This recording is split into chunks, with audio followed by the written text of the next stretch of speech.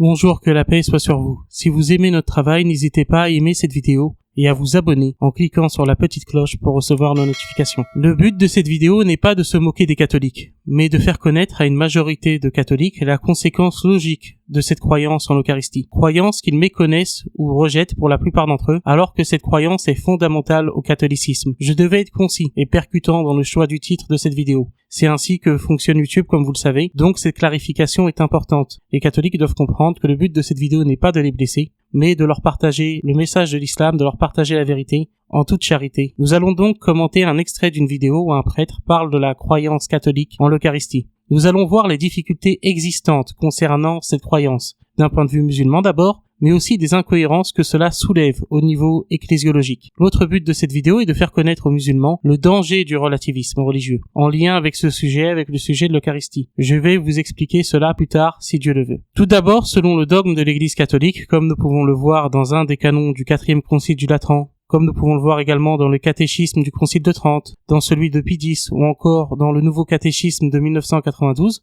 lorsqu'un prêtre validement ordonné prononce les paroles de la consécration, l'hostie ainsi consacrée devient le corps et le sang du Christ. Dans cette hostie se trouve alors le corps, le sang, l'âme et la divinité du Christ selon les catholiques. C'est littéral. Alors que selon un sondage du Pew Research Center, réalisé auprès des catholiques américains, pas des protestants mais bien des catholiques américains, près de 70% d'entre eux ne croient pas en la présence réelle. Pour eux, l'Eucharistie n'est qu'un symbole. Je n'ai pas de chiffres pour la France sur ce sujet, mais d'expérience par rapport à mes interactions avec les catholiques en France, ce n'est pas très différent des États-Unis. De surcroît, même si on n'a pas de sondage précis concernant ce sujet, on a un sondage qui montre que seulement 57% des catholiques pratiquants réguliers en France croient en la résurrection des morts, qui est une croyance bien plus connue que celle sur la présence réelle dans l'Eucharistie. On peut donc en déduire assez facilement que le chiffre est encore plus bas concernant la croyance en la présence réelle. En effet, beaucoup de ceux qui se réclament du catholicisme soit méconnaissent des croyances catholiques fondamentales, soit les rejettent carrément. Ils rejettent volontairement ainsi les conclusions du magistère de l'Église catholique. Seuls ceux que j'appelle les catholiques bien catéchisés, c'est-à-dire ayant reçu un catéchisme sérieux à l'âge adulte, croient encore en la présence réelle,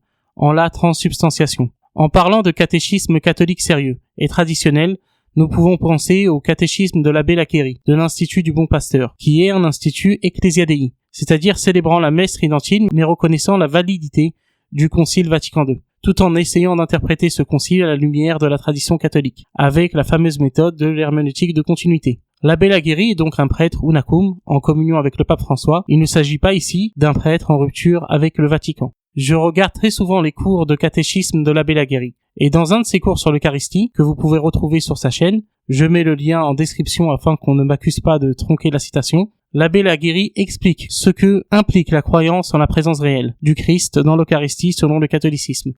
Il y a deux grands moyens de s'approcher et de faire un avec le Christ. C'est ça, c'est la parole du Christ, l'Évangile, l'Écriture sainte, et la fréquentation immédiate, le contact, si j'allais dire, physique avec le Seigneur. J'ai bien dit physique. Dans l'Évangile, plusieurs fois, mais surtout avec cet hémorroïs là, qui courait derrière pour pas se faire remarquer et toucher la frange du manteau de Jésus, elle avait tout compris, cette femme. Elle était un peu timide, elle n'osait pas demander un miracle, mais elle avait tout compris. Elle se disait, si je peux toucher simplement la frange de son manteau, je serai guéri. Et si je le fais, ben, vous voyez, je vais le faire incognito, je ne vais pas me faire remarquer. Et effectivement, elle touche la frange du manteau de Jésus et elle est guérie de son infirmité. Seulement Jésus s'en aperçoit, bon, voilà.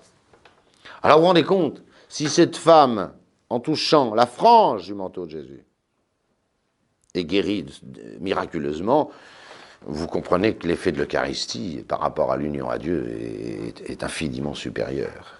Et c'est pas la frange de Jésus-Christ que nous touchons tous les jours. Nous avalons, hein, nous mangeons, il faut reprendre ces termes, moi j'oserais pas les employer ces termes, nous mangeons le Seigneur Jésus-Christ. Et même les termes grecs du chapitre 6 de Saint Jean sont encore plus violents. Il s'agit de dévorer de la chair. Dévorer de la chair. Boire le sang du Seigneur Jésus-Christ. Il y a une violence, hein. Il y a une violence extrême dans l'Eucharistie et il ne faut pas essayer de la réduire. Il ne faut pas essayer. Jésus-Christ a été violent quand il a parlé de l'Eucharistie. C'est la violence de son amour. Hein. Mais c'est une véritable violence. C'est une véritable violence.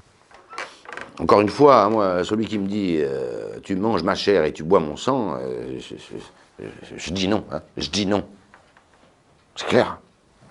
Je dis, vous aussi. Vous aussi, vous dites non. Tout le monde dit non. Sauf qu'il s'agit du Christ. Et que quand il dit ceci est mon corps, c'est son corps. Et quand il dit ceci est mon sang, c'est son sang. C'est tout. Donc, vous voyez, l'effet premier de l'Eucharistie, c'est de mettre Jésus-Christ en nous. Et Jésus-Christ, dans son sacrifice, Jésus-Christ en même temps immolé, ce sera notre leçon de la semaine prochaine, mais aussi glorieux des 1000 feux de sa résurrection et de son ascension dans la gloire. Mais tout ça, j'y reviendrai. J'apprécie l'honnêteté de l'abbé Laguérie, qui n'a pas essayé de minimiser l'aspect choquant qu'implique cette croyance. Il s'agit donc ici pour les catholiques de manger Dieu lorsqu'ils communient, puisque pour eux, le Christ est Dieu, et que dans l'hostie consacrée se trouve l'âme, le sang et la divinité de Jésus-Christ. Partager cet extrait est important, car j'ai déjà eu des catholiques m'accusant de mentir, voire m'insultant lorsque je leur explique cela. Par exemple, une femme catholique d'un certain âge, soutenant le gauchiste Zemmour. Pour ceux qui se demandent pourquoi je dis le gauchiste Zemmour, regardez mes autres vidéos. Cette femme, lorsque je lui ai expliqué cordialement que cela était la croyance catholique, de croire en la présence réelle, cette femme m'a répondu, sur Twitter, à l'époque où nous avions un compte Twitter, « Espèce d'idiot, c'est symbolique, pas littéral. Le magistère de l'Église catholique n'est pourtant pas un self-service. Il n'est pas logique de se réclamer du catholicisme tout en rejetant des croyances clairement définies par le magistère de l'Église catholique, des croyances comme celle-ci concernant l'Eucharistie. De notre point de vue, en tant que musulmans, il est logique que cette croyance choque. Premièrement, le Coran nous dit dans la sourate 112, « Dis, il est Dieu l'unique. Dieu le seul à être imploré pour ce que nous désirons. Il n'a jamais engendré, n'a pas été engendré non plus, et nul n'est égal à lui. Dieu ne ressemble pas à ses créatures, il est unique, il ne s'incarne pas dans sa création, contrairement à ce qu'en pensent les chrétiens avec l'incarnation du Fils de Dieu selon eux. Il faut aussi savoir que les catholiques adorent l'hostie consacrée, lors par exemple de l'adoration eucharistique. Ils s'agenouillent devant cette hostie consacrée, car pour eux, Jésus est présent dans l'hostie consacrée, et que selon eux, Jésus est Dieu. L'islam coupe court au développement d'une telle croyance, en rejetant l'incarnation, et en rejetant la dite divinité du Christ. Aussi, au-delà de notre référentiel purement islamique, cette croyance heurte naturellement l'individu. L'idée de manger Dieu est impensable pour la plupart des gens. Cela engendre un rejet inné chez la plupart des individus. L'homme ayant une saine nature qui rejette une telle idée, cette saine nature est plus ou moins forte selon les gens. Et nous disons cela sans manquer de respect aux catholiques, mais nous pensons clairement que cette croyance en l'Eucharistie va à l'encontre de cette saine nature. Les personnes se réclamant du catholicisme mais rejetant cette conception, ont donc un choix à faire. Soit accepter le magistère de l'Église catholique, soit ne plus être catholique et chercher la vérité, car il n'y a qu'une seule vérité, et en tant que musulmans, nous pensons que ce cheminement les mènera assurément vers l'islam. Ceux qui ont une adhésion forte au magistère de l'Église catholique acceptent sans souci cette conception, cette croyance. Cela peut nous paraître incroyable que des gens qui sont honnêtement, pour les avoir côtoyés, aussi intelligents et aussi brillants que les catholiques traditionnalistes, que les catholiques bien catéchisés, qui sont des gens brillants, cela nous paraît impensable que nos amis catholiques traditionnalistes acceptent une croyance qui nous paraît être à ce point choquante concernant la transsubstantiation, concernant la présence réelle. Pour comprendre leur adhésion à cette croyance, il faut savoir premièrement que ces catholiques, comme je l'ai dit dans une précédente vidéo, fondent leur foi sur la confiance au magistère de l'Église catholique, et non pas sur une interprétation littérale ou libre de la Bible. Ils sont dans la logique de saint Augustin, qui disait avoir foi en la Bible uniquement parce que l'Église lui avait demandé, uniquement par l'autorité de l'Église. C'est pour cela qu'il est intéressant avec ces catholiques d'émettre une critique sur la conception catholique de l'Eucharistie, qui évoque aussi des incohérences au niveau ecclésiologique en rapport avec ce sujet. Mais avant d'aborder ces incohérences ecclésiologiques, essayons de comprendre l'attrait de cette pratique, qui est, selon les propos de l'abbé Laguérie, le fait pour un catholique, je cite, de manger notre Seigneur Jésus-Christ. Il est important de tenter de comprendre, en toute charité, mais aussi en toute vérité, le raisonnement de nos amis catholiques à ce sujet. Qui ne rêverait pas de voir Jésus maintenant? Moi le premier, si je savais que le prophète Jésus, que la paix soit sur lui, que j'aime du fond du cœur, était présent à un endroit, je m'y presserais pour le rencontrer. Et je pense que c'est pareil pour vous tous, que vous soyez musulmans ou chrétiens d'ailleurs. Alors imaginez des catholiques traditionnalistes, à qui on a dit, depuis leur douce enfance, ou depuis leur conversion, que Jésus se trouve vraiment, pas simplement symboliquement, mais véritablement dans le sacrement de l'Eucharistie. qu'à chaque fois qu'une hostie est consacrée, alors Jésus est là, physiquement. Imaginez la puissance psychologique d'une telle croyance, qui est de notre point de vue fausse, mais imaginez la puissance de cette croyance, et la difficulté de s'en défaire pour ces catholiques. Pour ces catholiques, se défaire de cette croyance, c'est se dire qu'ils se sont trompés pendant très longtemps, qu'ils ont vécu une illusion en croyant que Jésus était littéralement présent dans les espèces consacrées. Je pense que cette croyance en la présence réelle, chez ces catholiques, maintient bon nombre d'entre eux, bon nombre de catholiques pratiquants, qui ont des doutes sur d'autres aspects du catholicisme, les maintient dans la religion catholique. La croyance en la présence réelle est une croyance fausse, mais terriblement réconfortante pour nos amis catholiques, en particulier conservateurs et traditionnalistes. C'est pour cela que se moquer de cette croyance est absolument inutile. Nous devons redoubler de courtoisie envers les catholiques. Certes, la vérité est un médicament amer, mais il ne sert à rien de la rendre encore plus amère par des moqueries ou du dénigrement. Il faut comprendre l'attachement des catholiques à ce sacrement, afin de mieux pouvoir critiquer le catholicisme sur ce point, en toute vérité et en toute charité. Les catholiques vont se baser en grande partie sur les versets suivants dans l'évangile de Jean et sur l'interprétation unanimement littérale de ces versets par les pères de l'Église et les conciles, interprétation qui sert à légitimer la croyance en la présence réelle. Bien entendu, ils vont mobiliser d'autres versets à ce sujet, que ce soit des versets du Nouveau Testament ou même des versets de l'Ancien Testament, des versets où ils voient des préfigurations de l'Eucharistie dans l'Ancien Testament. Cependant, nous allons nous attarder aujourd'hui sur les célèbres versets dans l'Évangile selon Jean. Je suis le pain vivant qui est descendu du ciel. Si quelqu'un mange de ce pain, il vivra éternellement. Et le pain que je donnerai, c'est ma chair, que je donnerai pour la vie du monde. Là-dessus, les Juifs disputaient entre eux, disant « Comment peut-il donner sa chair à manger ?» Jésus leur dit « En vérité, je vous le dis, si vous ne mangez pas la chair du Fils de l'homme, et si vous ne buvez pas son sang, vous n'avez point la vie en vous-même. Celui qui mange ma chair et qui boit mon sang a la vie éternelle, et je le ressusciterai au dernier jour. Car ma chair est vraiment une nourriture, et mon sang est vraiment un breuvage. Celui qui mange ma chair et qui boit mon sang demeure en moi, et je demeure en lui. Comme le Père qui est vivant m'a envoyé, et que je vis par le Père, ainsi celui qui me mange vivra par moi. C'est ici le pain qui est descendu du ciel. Il n'en est pas comme de vos pères qui ont mangé la manne et qui sont morts. Celui qui mange ce pain vivra éternellement. Jésus dit ces choses dans la synagogue, enseignant à Capernaum. Plusieurs de ses disciples, après l'avoir entendu, dirent « Cette parole est dure, qui peut l'écouter ?» Jésus, sachant lui-même que ses disciples murmuraient à ce sujet, leur dit « Cela vous scandalise-t-il ? Et si vous voyez le Fils de l'homme monter où il était auparavant, c'est l'esprit qui vivifie. La chair ne sert à rien. Les paroles que je vous ai dites sont esprit et vie. Mais il en est parmi vous quelques-uns qui ne croient pas. Car Jésus savait dès le commencement qui étaient ceux qui ne croyaient point,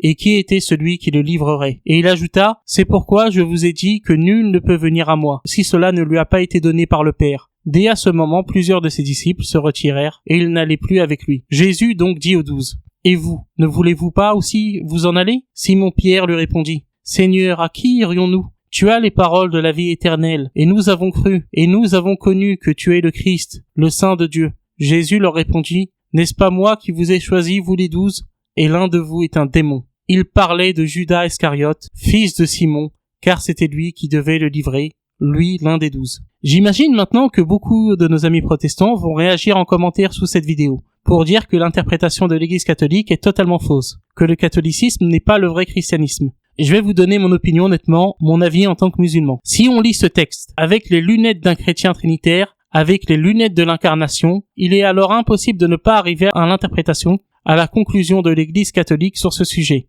et donc à la croyance en la présence réelle. Pourtant, ce que j'ai cité ici, c'est une traduction protestante de l'évangile de Jean, de Louis II, mais il n'en reste pas moins que si le texte est lu avec les lunettes trinitaires, il serait incohérent de ne pas arriver à la conclusion qui est celle tenue par l'Église catholique sur ce sujet. Certes, il s'agit ici d'une interprétation très littérale de ce passage, mais les protestants eux-mêmes font ce genre d'interprétation pour tenter de prouver la divinité de Jésus, en lisant par exemple au premier degré l'exclamation de Thomas en Jean 20-28, « Mon Seigneur et mon Dieu ». Les protestants et l'ensemble des autres chrétiens trinitaires par ailleurs refusent toute interprétation contextuelle de ce passage, alors qu'il s'agit ici clairement d'une exclamation de surprise, comme on dirait aujourd'hui « Oh mon Dieu ». Et ces protestants privilégient une interprétation littérale ressemblant à celle des catholiques au sujet du chapitre de Jean que je vous ai lu. Surtout, une partie des protestants ne craignent pas d'user d'une interprétation tout aussi littérale pour critiquer le catholicisme. Par exemple, bon nombre de protestants vont citer le verset où Jésus dit « Et n'appelez personne sur la terre votre Père, car un seul est votre Père, celui qui est dans les cieux » en Matthieu 23, 9, pour critiquer les catholiques qui s'adressent aux prêtres en disant « Mon Père ». Si les protestants interprètent de façon littérale Matthieu 23:9, ce qui contredirait Paul de Tarse qui dit être un père spirituel dans le premier épître aux Corinthiens, chapitre 4, verset 15, alors ils doivent en cohérence accepter l'interprétation littérale par l'Église catholique de Jean 6. Les protestants n'ont alors que deux choix. Accepter l'interprétation catholique de ce passage en Jean, qui est la seule cohérente, avec une lecture trinitaire, une lecture avec les lunettes de l'incarnation, ou admettre la vision musulmane sur ce passage. En tant que musulman, premièrement, l'évangile selon Jean n'est pas un texte qui fait autorité. C'est de surcroît un évangile tardif qui tranche, que ce soit dans le style ou le contenu, avec les trois autres évangiles canoniques. En tant que musulmans, nous n'avons pas besoin de l'évangile selon Jean pour notre théologie. Le Coran et la tradition prophétique nous suffisent largement. Nous avons de surcroît le consensus des savants, la tradition islamique pour comprendre nos textes. Si nous citons l'évangile selon Jean, par exemple, c'est simplement dans un but apologétique, lorsque nous discutons avec les chrétiens, car ces chrétiens croient en ce texte, et qu'il y a des choses vraies et bonnes dans ce texte également. Cela n'est pas incohérent. Par exemple, Paul de Tarse cite Épinémide en Titus 1:12. Épinémide qui est un devin chaman, crétois. Pourtant, Paul de Tarse ne croyait pas au pouvoir surnaturel d'Épinémide ou à sa légitimité religieuse. Il le cite tout de même dans une démarche apologétique, ce qui montre qu'il est possible de citer un texte dans un but apologétique sans croire que ce texte est infaillible. En tant que musulmans, nous pouvons donc dire que dans ce passage de Jean, Jésus ne parle pas de façon littérale, qu'il faut interpréter les propos ambigus entre guillemets à la lumière des propos non ambigus. Nous pouvons sortir de l'ambiguïté de Jean, alors que les protestants trinitaires y sont enfermés, car s'ils sont cohérents, ils doivent accepter l'interprétation littérale, et contredisant l'esprit des autres textes bibliques, l'interprétation des catholiques de ce passage, car les protestants usent des mêmes méthodes d'interprétation pour justifier la dite divinité du Christ dans le Nouveau Testament. Les catholiques nous diront que le fait que beaucoup de disciples aient quitté Jésus après ces paroles et que Jésus ne soit pas revenu s'expliquer serait une preuve que ces paroles sur le pain de vie sont à prendre littéralement. Sauf qu'on ne peut pas prendre l'interprétation des gens autour de Jésus comme parole d'évangile, pour le coup. Car les foules dans l'évangile sont chancelantes. Et surtout, si Jésus ne s'explique pas sur ces paroles, c'est que ces paroles sont probablement une épreuve, un test, afin de juger de la compréhension de ses disciples, et afin de séparer le bon grain de l'ivraie. Dans tous les cas, ne croyant pas en l'incarnation, nous ne sommes pas enfermés dans une lecture des évangiles qui pousse les protestants à accepter s'ils sont cohérents l'interprétation catholique de Jean 6. Je me permets de préciser une chose concernant les protestants, ils n'ont pas tous une vision purement symbolique de l'Eucharistie. Luther croyait en une forme de présence réelle, par exemple, qui était certes différente de la transsubstantiation dans le catholicisme. Luther rejette notamment le sacrifice, l'aspect propitiatoire du sacrifice de la messe, mais Luther avait une vision de ce sacrement qui se rapprochait bien plus de la vision des catholiques que celle des protestants issus de la réforme radicale. Même Calvin, qui rejette la présence réelle luthérienne, donnait malgré tout une grande importance à la communion. Une importance qui ne se retrouve aujourd'hui guère que chez les catholiques, les orthodoxes, les anglicans et les luthériens du Missouri. Par exemple, on apprend dans le livre Histoire de la réforme protestante de Bernard Cotteret qu'une des premières sanctions du syndic de la République de Genève était de priver un individu coupable d'un crime, d'un blasphème, d'un péché, de priver cet individu de ce que Calvin appelait la Sainte Seine, la communion. La communion qui était vue dès lors comme un symbole d'appartenance à la communauté chrétienne, et donc à la cité. Bien entendu, la vision de Calvin de la communion est à des années-lumière de celle du catholicisme. Cependant, il est aussi à des années-lumière de l'attitude fréquente chez les protestants issus de la réforme radicale, notamment les évangéliques mais aussi les baptistes, qui eux n'accordent qu'une faible importance à la communion. Il y a donc des différences au sein même du protestantisme concernant l'Eucharistie. Je vous demande donc pardon si j'ai dû simplifier les choses ici. Le sujet de l'Eucharistie révèle aussi au grand jour des incohérences au niveau ecclésiologique au sein de l'Église catholique. L'abbé Laguérie rappelle que seul le prêtre peut consacrer l'hostie. Le ministre, rapidement, de ce sacrement, c'est le prêtre, lui et lui seul, le prêtre catholique validement ordonné par un évêque, qui est prêtre aussi, bien sûr. Seuls, ils ont le pouvoir de consacrer l'Eucharistie. Pourquoi ? Parce que le jeudi saint, ils étaient là, et eux seuls, et c'est à eux que Jésus-Christ a confié ce sacrement. Faites cela en mémoire de moi. Et ce faisant, il institue ce sacrement, qui a d'autres prérogatives, celui de pardonner les péchés, nous l'avons vu, mais fondamentalement, l'acte sacerdotal par excellence, c'est ce pouvoir de consacrer. Et ils l'ont les prêtres, et eux seuls. Voilà.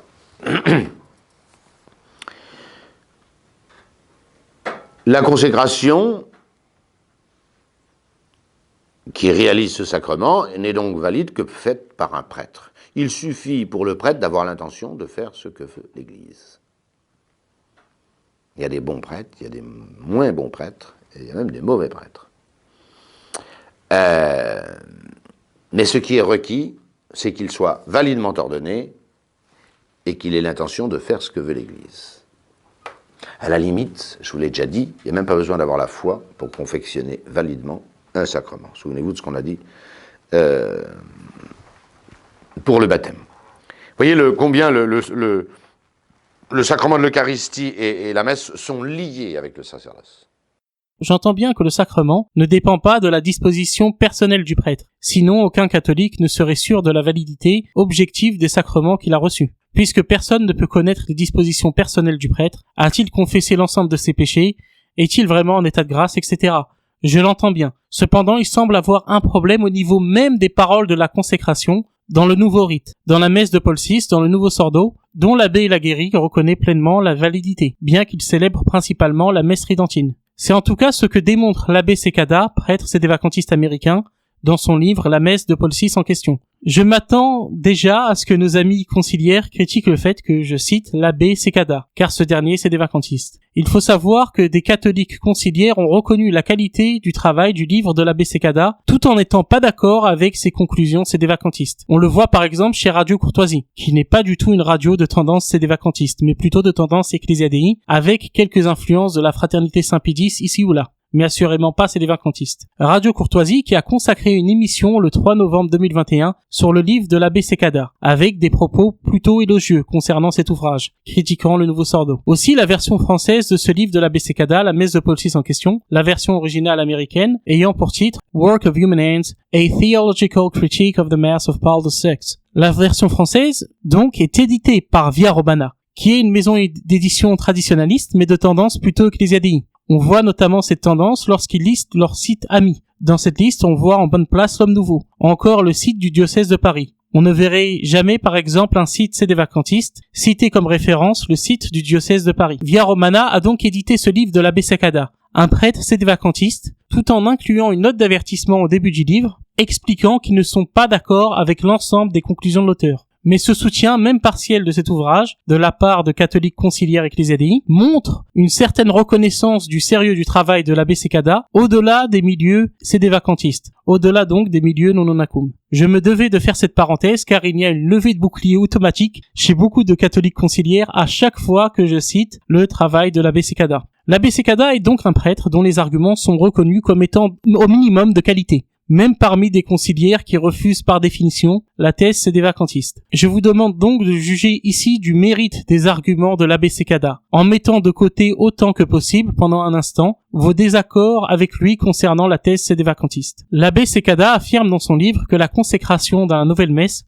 est invalide, ce qui invalide ce sacrement dans son entièreté. Il explique que la consécration dans la nouvelle messe est sous un mode narratif, et non plus personnel. Le prêtre ne s'exprime plus in persona Christi, mais il s'exprime comme un narrateur racontant une histoire, ce qui crée un défaut d'intention qui rend ainsi la consécration invalide. Nous allons lire les explications de l'abbé Secada sur ce sujet. Si cela ne vous gêne pas d'affirmer qu'une messe est toujours une messe, même si elle ne contient pas les mots « ceci est mon corps » et « ceci est mon sang », la pensée que Paul VI a remplacé la consécration par un récit d'institution ne vous empêchera pas de dormir. Dieu merci, les nouvelles idées surpassent les vieilles et la théologie catholique vogue vers un nouvel ancrage solide, entre guillemets. Si au contraire, vous adhérez toujours aux principes de la théologie sacramentelle catholique, qui ont été affirmés par les papes, les conciles et les théologiens d'avant Vatican II, vous allez devoir affronter un problème vraiment énorme. Car d'après ce principe, la récitation des paroles de consécration sur un mode narratif manifeste un défaut d'intention qui rendrait la consécration invalide. Dès 1968, le bref examen critique relevait quelques-uns des détails exposés ci-dessous et évoquait précisément cette possibilité. Tout ceci en résumé a pour effet de modifier le modus significanti des paroles de la consécration, la façon dont elles montrent l'action sacramentelle en train de se produire. Les formules consécratoires sont maintenant prononcées par le prêtre comme constituant une narration historique, et non plus énoncées comme exprimant un jugement catégorique et intimidatif proféré par celui en la personne de qui le prêtre agit. Ceci est mon corps. Dans une note accompagnant ce passage, le bref examen dit que dans la nouvelle messe, la validité de ces mots ne vient plus de la force sacramentelle des paroles elles-mêmes, ex verborum, ou de sens modus significanti, que l'ancien rite donnait à la formule de consécration. Les traités pré-Vatican II sur la liturgie et la théologie sacramentelle, qui exposent les conditions nécessaires à la validité de la consécration pendant la messe et examinent les défauts invalidants dans la forme sacramentelle, insistent sur le fait que les formules essentielles ne doivent pas être prononcées comme dans un simple récit historique. Défaut dans la forme du sacrement. Tout changement dans la forme, par omission, addition ou interpolation qui modifierait son sens, rendrait la consécration invalide. Les paroles de la consécration ne doivent pas être prononcées simplement comme dans un récit historique, rapportant les paroles dites une fois par notre Seigneur. Comme le célébrant les récite par exemple dans les récits de la scène qui sont lus à la messe pendant la Semaine Sainte ou le jour de la fête Dieu, mais comme une affirmation actuelle, parlant en la présence du Christ et dans l'intention de réaliser quelque chose ici et maintenant en prononçant ces paroles. Les paroles de la consécration doivent être prononcées non seulement comme étant dites par le Christ historiquement, narrativement et récitativement, dans le but de raconter des choses faites par le Christ, mais elles doivent aussi être dites affirmativement ou significativement, dans le but d'imiter le Christ et d'appliquer les paroles au pain et au vin qui sont présents. Comment doit-on prononcer les paroles de la consécration? Les paroles de la consécration doivent être dites non seulement récitativement, matériellement, mais aussi significativement ou formellement, de telle façon que le prêtre, qui consacre non seulement se reflète à ce que le Christ a dit, mais aussi en prononçant ces paroles à l'intention d'affirmer ce qu'elles signifient. Sonate. Ceci est en vérité le corps et le sang du Christ. Pourtant, c'est exactement le défaut invalidant que nous trouvons dans les prières eucharistiques de la messe de Paul VI. Les formes sacramentelles d'antan que l'on trouve dans la messe traditionnelle ont été transformées en récits de l'institution. Les créateurs de la nouvelle messe ont rendu cela parfaitement clair dans la section 5 de l'institution générale et les détails du rite lui-même le confirment. Maintenant donc, le prêtre président, au lieu d'agir significativement ou affirmativement en la présence du Christ, raconte simplement une histoire dans laquelle il cite des paroles prononcées il y a longtemps par le Christ. C'est ainsi que le suprême fleuron de la spoliation par le modernisme du canon romain tant exécré, les changements substantiels dans la forme du sacrement venant modifier le sens intrinsèque des mots, change l'intention du ministre et rende la consécration et la messe de Paul VI invalides. Mettons-nous donc à la place des catholiques pour comprendre la gravité de la chose si l'abbé Secada a raison. Selon le catholicisme, Jésus a institué ce sacrement de l'Eucharistie comme sacrifice propitiatoire et comme présence réelle. Jésus a livré sa vie. C'est le centre de toute l'histoire sainte. La vie spirituelle des saints catholiques depuis toujours est centrée sur l'Eucharistie. Les chrétiens des premiers siècles allaient au martyre le sourire aux lèvres, réconfortés par la présence réelle du Christ dans les espèces consacrées. C'est le centre de la vie chrétienne. Puis un jour, des modernistes, des personnes de gauche, décident de faire passer la consécration sous un mode narratif. Et là, l'Eucharistie, la présence réelle, disparaît de plus de 99% des églises du monde, de plus de 99% des autels du monde, car la consécration devient invalide dans plus de 99% des cas. Le saint sacrifice de la messe, comme disent les catholiques, disparaît quasiment totalement de la surface de la terre. À quoi donc sert ce sacrement si même après la résolution de cette crise, imaginons que cette crise trouve une résolution prochainement, imaginons que cette crise au sein de l'église trouve une résolution, dans 10 ans, dans 20 ans, dans 30 ans, même après cela, le catholique devra encore craindre qu'on lui retire de nouveau ce sacrement, puisque ce sacrement lui a été retiré déjà une fois, puisque si on en croit à l'abbé Secada, ce sacrement a été retiré à 99% des catholiques de nos jours. Aussi, en dehors de cette question, ce sacrement révèle une autre incohérence au niveau de l'ecclésiologie. L'abbé Laguérie nous explique que Jésus aurait donné ce sacrement à l'Église, que cela fait partie du dépôt révélé de la foi, révélé à l'Église, que ce sacrement est sous la responsabilité de l'Église. Pourquoi Jésus-Christ a-t-il couru ce risque énorme de confier ce qu'il y a de plus beau dans le ciel à des hommes, à son Église? Je n'ai pas d'autre explication à vous fournir que cet amour du Christ est sans limite. C'est tout. Selon le dogme catholique, le pape a le droit d'interdire à une personne de recevoir la communion, notamment si cette personne commet un péché mortel publiquement. Par exemple, si cette personne publiquement soutient de façon obstinée l'avortement. C'est une prérogative du pape, et personne ne peut juger le pape sur terre, selon le catholicisme. C'est donc une décision que personne, sauf le pape lui-même, peut annuler, ou un de ses successeurs. Aussi, le pape a le droit de frapper un pays entier d'interdits ecclésiastiques. C'est ce que fit par exemple Innocent III, qui frappa en 1208 l'Angleterre d'interdits ecclésiastiques. Ainsi, recevoir la communion fut interdit aux Anglais pendant plus de 6 ans. Le pape peut donc priver un peuple entier de ce qui est, selon le catholicisme, le plus beau cadeau sur terre, la présence réelle du Christ. Pourtant, selon Pasteur Eternus de Vatican I, l'infaillibilité pontificale concerne les déclarations du pape sur les questions de foi ou de mœurs, mais pas sur les questions de gouvernement de l'Église, de discipline ecclésiastique, pas sur les jugements prudentiels du pape. Ce qui n'enlève bien sûr rien à l'obligation d'obéir au pape dans ses jugements prudentiels, bien que ces dits jugements ne soient pas infaillibles. Donc, si on en croit les catholiques, le Christ aurait donné à l'Église, par le biais du pape, le pouvoir de retirer les sacrements à un peuple entier, sans véritable possibilité de contestation, puisque le pape est l'autorité suprême sur terre et ne peut être jugé par personne. Mais par contre, le Christ ne protégerait pas le pape de l'erreur dans ses jugements prudentiels et dans son gouvernement de l'Église. Tout cela alors que les sacrements donnent des grâces facilitant le salut. Donc, les décisions du pape, comme l'interdit ecclésiastique, ont des conséquences réelles sur le salut des âmes. Mais le Christ ne protégerait pas le pape dans ses jugements prudentiels? Cela est incohérent. Si le Christ avait donné de telles prérogatives au pape, le Christ aurait alors protégé le pape de l'erreur dans l'exercice de son gouvernement et dans ses jugements prudentiels, notamment et en particulier au niveau ecclésiastique. Passons maintenant à la dernière partie de cette vidéo, concernant les conséquences du relativisme chez les musulmans en lien avec ce sacrement. Récemment, un imam au Brésil, un imam engagé dans le dialogue interreligieux, a reçu la communion lors d'une messe catholique. Gardons le bon soupçon, ou comme diraient les catholiques, le jugement de la charité, concernant cet imam.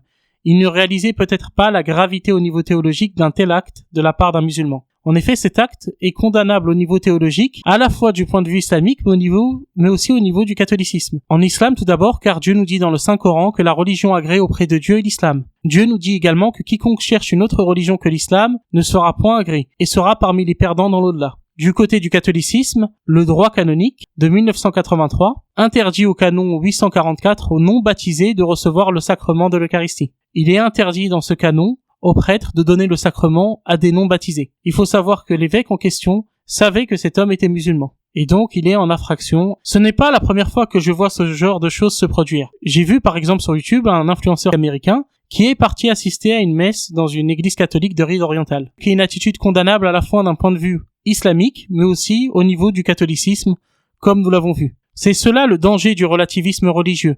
Et c'est pour cela que j'ai toujours été contre les récitations du Coran dans des églises par exemple, et ce genre de cérémonie. Il est possible de discuter courtoisement entre musulmans et catholiques. Bien qu'étant dans l'apologétique, c'est-à-dire dans une démarche prosélyte dans le sens noble du terme, le prosélytisme est légal et lorsqu'il est pratiqué avec courtoisie, c'est la plus belle preuve d'amour envers notre prochain. Je pense cependant que des dialogues non apologétiques entre musulmans et catholiques ont leur place et sont utiles à la bonne entente. Cependant, s'il n'y a pas de limite, le relativisme s'installe rapidement, ainsi que le piège de la réciprocité. Les musulmans sont contents lorsque les catholiques leur laissent réciter le Coran dans leur église. Puis rapidement, une attente implicite de réciprocité apparaît, et les musulmans, comme cet imam, finissent par communier au sein de messes catholiques, et finiront peut-être demain par laisser des catholiques célébrer la messe au sein de mosquées. Il n'y a qu'une seule vérité, c'est pour cela que ce relativisme est un danger pour l'âme de chacun. La véritable preuve d'amour envers son prochain étant de lui parler de la vérité, de lui parler de l'islam, et ce, en toute charité. Ce relativisme est encore plus dangereux dans le contexte actuel, très difficile pour les musulmans, et lorsqu'on voit des catholiques qui sont foncièrement gentils permettre à des musulmans de réciter le Coran au sein des églises, on est tenté d'accepter. Mais il faut savoir qu'il y a une attente implicite de réciprocité, et que cela mène au relativisme religieux qui n'est bon pour personne. Un musulman sincère et orthodoxe voudra appeler les catholiques à l'islam. Un catholique sincère et véritablement catholique voudra appeler les musulmans au catholicisme. C'est aussi simple que cela. Cela ne nous empêche pas de nous respecter et de nous parler en toute courtoisie et de nous engager véritablement dans un dialogue de vérité. En toute courtoisie. Je vous remercie beaucoup pour votre attention. Prions pour nos amis catholiques afin que Dieu les guide vers l'islam. Et qu'ils n'hésitent pas à appeler notre numéro vert au 0805 11 96 57, au 0805 11 96 57. C'est gratuit et anonyme. Notre numéro vert est ouvert du lundi au vendredi, de 10h à 19h. Merci beaucoup pour votre attention, que Dieu vous bénisse et que Dieu vous garde.